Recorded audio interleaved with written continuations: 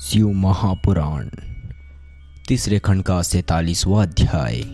ब्रह्मा जी ने कहा, हे नारद, सप्तर्षियों ने ऋषि शिव जी के पास जाकर संपूर्ण वृत्तांत कह सुनाया। शिव जी बोले, हे ऋषियों, तुमने यह काम अच्छा किया। तुम भी अपने शिष्यों सहित हमारे विवाह में अवश्य उपस्थित पधारे। और यह सुनकर सप्तर्षि प्रसन्न होकर वहां से विदा हुए। हे नारद, इसके पश्चात शिव जी ने तुमको स्मरण किया। तुम वहां तुरंत प्रसन्नता पूर्वक पहुंचे। तुमने शिव जी को हाथ जोड़कर स्तुति एवं विनती की और कहा कि यह मेरा सौभाग्य है कि जो आपने मुझे स्मरण किया।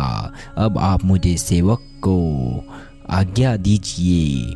उस समय शिव जी ने संसार की रीति के अनुसार कहा, हे नारद, गिरिजा ने हमारी बड़ी आराधना किए। हमने प्रेम के वश में होकर उसे अपने साथ विवाह करने का वर दे दिया। अब तुम हमारी ओर से समस्त देवताओं को निमंत्रण दो। उन सब को यह बात भली भांति समझा देना कि जो हमारी बारात में सम्मिलित न होगा वह हमारा प्यारा न होगा। तुम यह सुनकर तुरंत चल दिए। सर्वप्रथम तुम विष्णु जी के पास तथा इसी प्रकार सनकादिक भृगु आदि के समीप पहुँचे। तुमने सबको शिव जी का संदेश कह सुनाया और सबने अत्यंत प्रसन्नता के साथ उसे स्वीकार किया। हे नारद, इस प्रकार तीनों लोकों में कोई ऐसा स्थान शेष न रहा जहाँ तुमने शिव की ओर से जाकर निमंत्रण न पहुँचाया हो। सबको निमंत्रण देने के पश्चात तुम शिव जी के पास लौट आए और उनकी स्तुति करते हुए बोले, हे महाराज, आपके निमंत्रण को ब्रह्मा, विष्णु एवं संपूर्ण सृष्टि ने बड़ी प्रसन्नता के साथ स्वीकार किया है। इसके पश्चात तुम शिव की आज्ञा से वहीं रह गए। नियत समय पर ब्रह्मा, विष्णु, सनकादिक लोकपाल, इंद्र आदि गणपति, अग्नि, धर्मराज, वरुण, कुबेर, पवन, ईशान, दिक्पाल, सूर्य, चंद्रमा, हिंगुलाज, ज्वालामुखी आदि देवी देवता तथा मुनि कैलाश में अपनी समस्त सामग्री, परिवार, स्त्रीगण, सेना तथा सभासदों को लेकर आए और अपने पद के अनुकूल बैठे। विष्णु तथा मैं शुभ लग्न पर शिव जी के पास आए तथा प्रणाम के पश्चात उनसे बोले, हे प्रभु, अब तो चलने का समय आ गया है। 48वां अध्याय। ब्रह्मा जी बोले, हे नारद, शिव जी ने उसी समय बारात की तैयारी की आज्ञा दी। उनके अनुसार सब अपने को वस्त्राभूषणों से भूषित करने लगे। चारों ओर ध्वजा, पताका, चवर आदि शुभ सामग्री उपस्थित हुई। देवताओं की पत्नियां मंगल गान करने लगी। रत्न एवं मोतियों से चौक पुराए गए। उस समय कि शिव जी की सुंदरता का हम वर्णन नहीं कर सकते। विष्णु तथा इंद्र आदि देवता अपने अपने प्रसिद्ध वस्त्रों से भूषित हुए। सवारों के रिसाले गज समूह तथा घोड़ों के दल बल देखने योग्य एवं प्रशंसा के योग्य थे। शुभ मुहूर्त में शिव जी महाराज बारात सहित चले। नंदी, वीरभद्र, भैरव आदि भी अपने गणों सहित उनके साथ हुए। शिव जी की उस बारात में असंख्य सेना चली। शिव जी ने सर्वप्रथम संसारिक नियम के अनुसार ब्राह्मण के चरणों का ध्यान धर डमरू बजाया। इसके पश्चात वे बारात के साथ चले। 49वां अध्याय। ब्रह्मा जी ने कहा, हे नारद, हिमाचल ने भी इस विवाह के लिए अपने भाई, बंधु तथा समस्त नदी नद समुद्रों को स्त्रियों सहित निमंत्रण किया और अपने नगर को भली भांति सजाया। अनेक मंदिरों को रत्न आदि से पूर्ण कर भूषित किया। अच्छा मंडवा छाकर बंदवार तथा मोतियों की झालरें लटका दी। समस्त निमंत्रित भाई बंधु उनके घर एकत्रित हुए। इस प्रकार वहां एक आश्चर्यजनक सामग्री एकत्र हुई। हिमाचल ने अपने दान से सब याचकों को संतुष्ट किया। प्रत्येक ने अपने को सुसज्जित किया तथा अनेक प्रकार की साज सजने लगे। स्त्रियों के समूह ने एकत्र होकर गिरिजा को स्नान कराया। जो जो कुल देवता आदि की पूजा नियत है वह सब गिरिजा से कराई गई।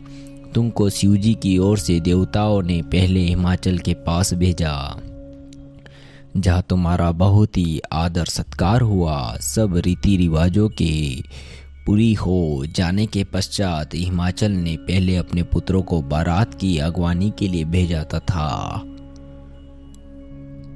स्वयं भी बारात आने की प्रतिज्ञा करने लगे। जब बारात निकट पहुंची तो हिमाचल स्वयं अपने समस्त भाई बंधुओं सहित अगवानी के लिए चले।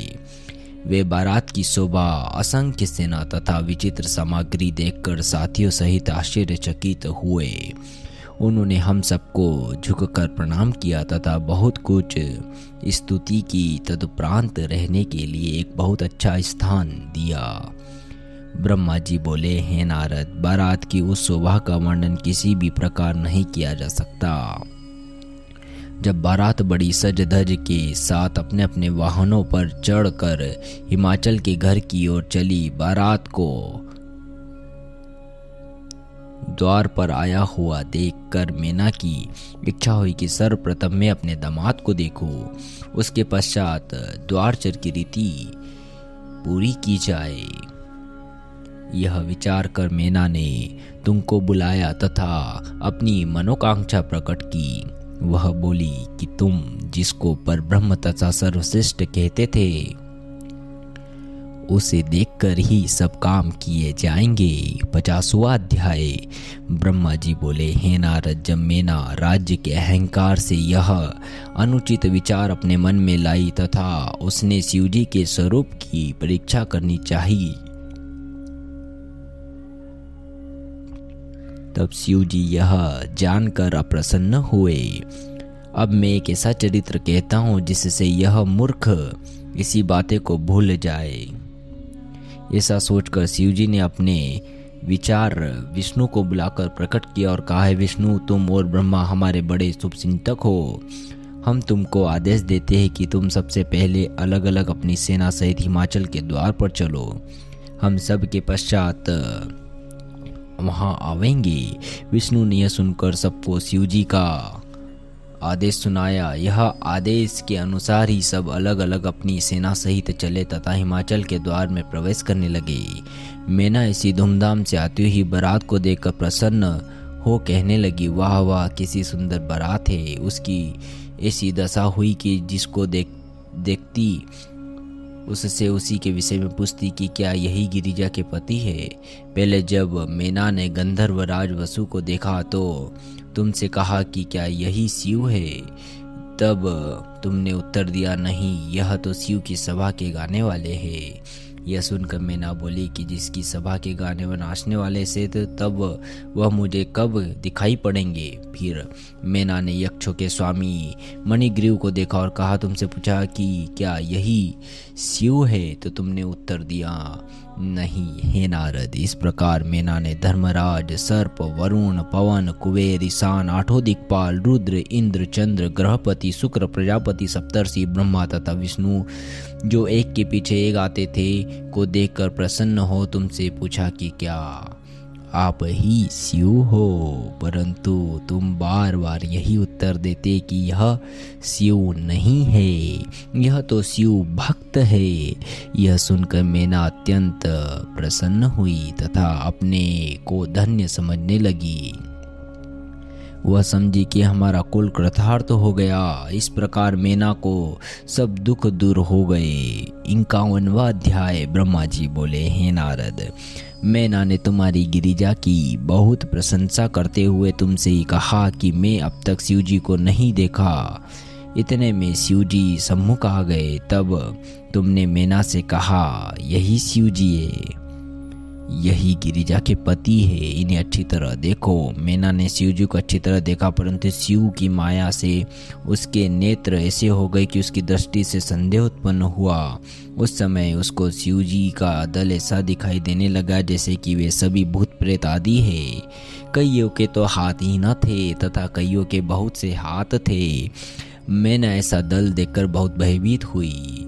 उस सेना में शिव को बेल पर चढ़े त्रिनेत्र चंद्रमा तथा मुकुट धारण किए, बागंबार एवं गज चर्म धारण किए, हाथों में डमरू, कपाल, त्रिशूल और तथा शस्त्र लिए, सिर पर जटाजुट, कानों में सर्प, 5 मुख, मुंडमाल धारण किए हुए, कंठ में हलाहल की श्यामता तथा शरीर में सर्प लिपटाए हुए देखा।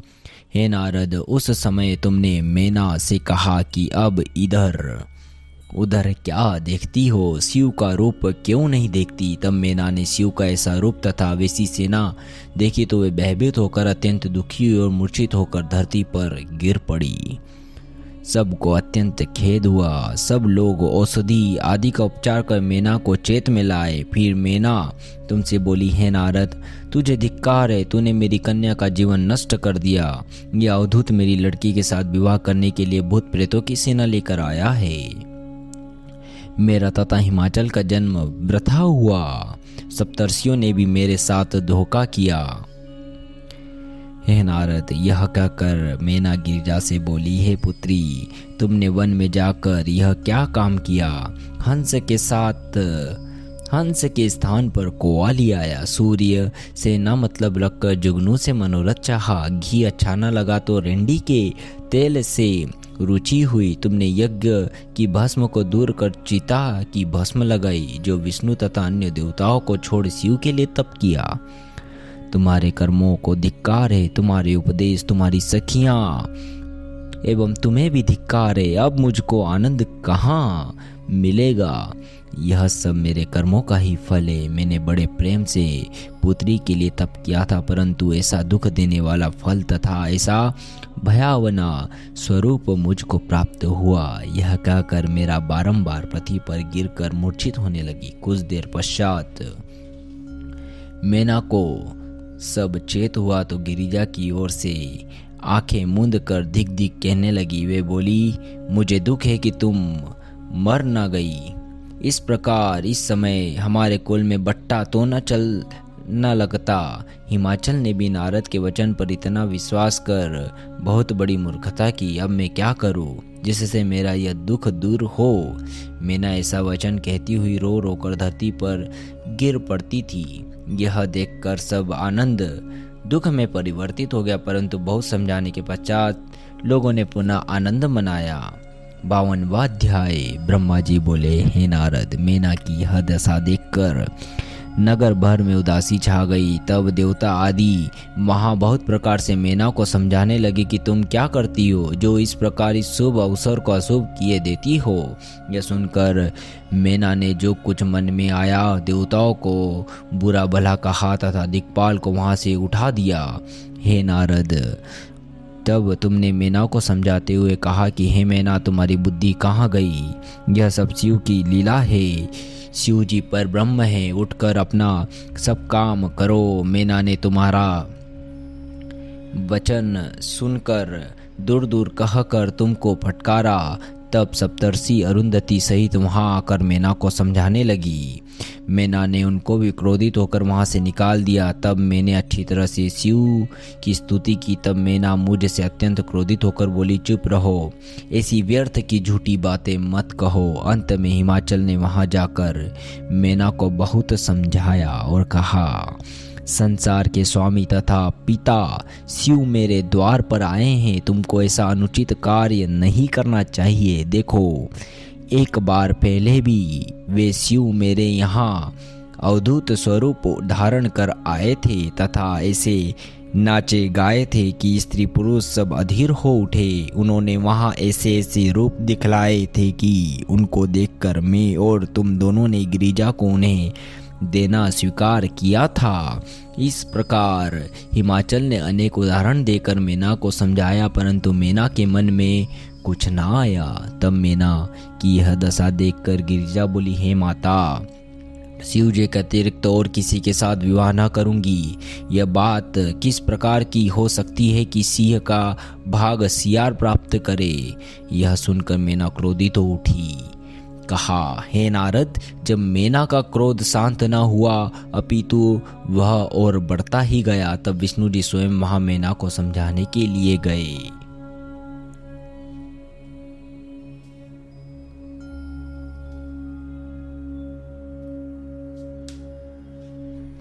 ब्रह्मा जी बोले, हे नारद, विष्णु जी ने वहां पहुंचकर मैना को समझाते हुए कहा, है मैना, तुम शिव को नहीं जानती हो। वे सबसे बड़े, सबके स्वामी तथा अनादि है। उन्हीं से प्रकृति, पुरुष, सनकादि, मैं तथा ब्रह्मा आदि सब उत्पन्न हुए हैं। वे और मैं उन्हीं की सेवा करता हूँ। अनेक स्तुति करने के पश्चात विष्णु जी ने फिर कहा, सबको शिव जी में और शिव को सब में समझो। जिस प्रकार एक शरीर अनेक प्रकार के वस्त्र धारण करता है, उसी प्रकार शिव को समझना चाहिए। शिव जी की भक्ति बड़ी आनंददायक है। मैं उन्हीं की शक्ति से सब कार्य करता हूँ तथा उन्हीं के तप से मुझको चक्र प्राप्त हुआ है। सब देवता शिव जी की सेवा से ही अमर हो गए। ब्रह्मा जी बोले, हे नारद, विष्णु जी शिव जी के गणों का इस प्रकार वर्णन करते हुए मैना से बोले, हे मैना, तुमको सब धर्म रूप कहते हैं, इसलिए आज मैं तुमको समझाता हूँ कि तुम्हारा यह परम सौभाग्य है जो सदाशिव हम सब के साथ तुम्हारे द्वार पर पधारे हैं। तुम इस बात को भली भांति समझो कि शिव जी की भक्ति के बिना यह संसार भर का बखेड़ा व्यर्थ है।